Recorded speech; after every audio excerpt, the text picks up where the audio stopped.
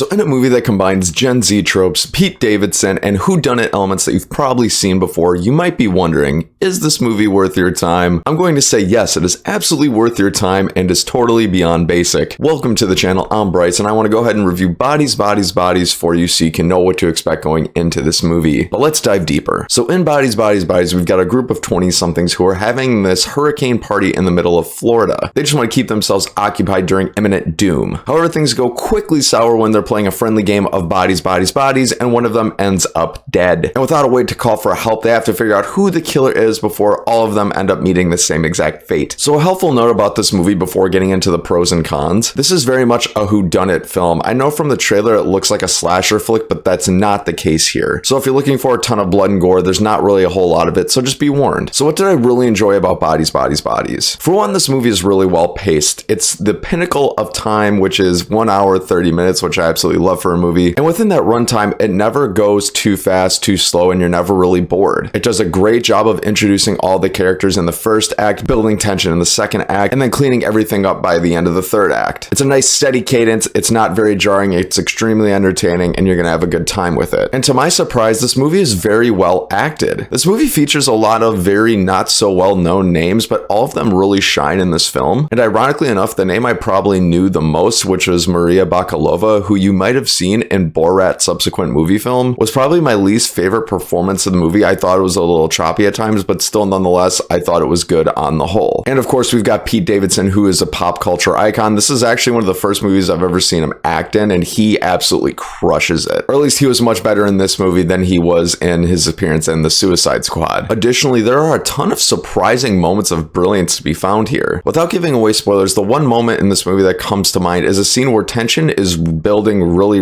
rapidly, and these two characters are squaring off, and you could seriously cut the tension with a knife in the theater. These two actors are just performing off of each other so well, and it made for honestly the best part of the entire movie. It was extremely intense. I really bought into the fact that they were hating each other, and it had me on the edge of my seat. It was phenomenal, and I can't commend it enough. And part of the brilliance comes in some of the messages and ideas that the movie conveys, which brings me to my next point. There's some really intriguing thoughts here about the sensitivities of friendship and also the danger of making assumptions. This movie ends up having a conversation about really long-lasting friendships and wondering how quickly will your friends turn on you, how sensitive are those relationships, or moreover, how does your baggage end up shaping who you are? And considering how formulaic this movie looks on the surface, I thought that was a surprising and shocking detail that I really appreciated and elevated the experience in this movie for me. And additionally, there's the thoughts on the dangers of making assumptions about other people, which this movie explores actually in quite sufficient depth. Just this idea of when you're in danger and you want to get out of it as quickly as possible, what you're willing to do in order to make that happen was really fascinating, including making assumptions about other people, especially those that you might not know very well or know too well. And finally, there's surprising amount of relatability and humor and otherwise in this movie. There's one particular joke that will resonate with you, especially if you're a content creator, that you'll think, yeah, that's pretty funny. I'm keeping it vague to avoid spoilers. And I also found a surprising amount of relatability in the friendship dynamics that I've seen as I've grown up over time. This movie showcases how friendships can kind of grow and evolve or devolve, and what that really does to a person, or even changes in your friends' habits. I thought that this movie showcased that in a lot of ways. Like, I found myself picking out some characters and thinking, I know somebody like that. I know another person like that. It was surprisingly on the nose. It almost catches you off guard and sucks you in even more because you're like, wow, this is not really too far off from real life. Not all of you are going to be thinking that, but some of you just might. Now, what did I not enjoy so much about Bodies, Bodies, Bodies? By the time the movie ends, there are actually a few questions that go unanswered. When you get to the final reveal of who the killer is and really what's all happening, there are some things that don't add up or just aren't answered at all. You kind of start piecing things together in your head. You're like, okay, if it went down this way, well then how did this person die, or how did this person do this?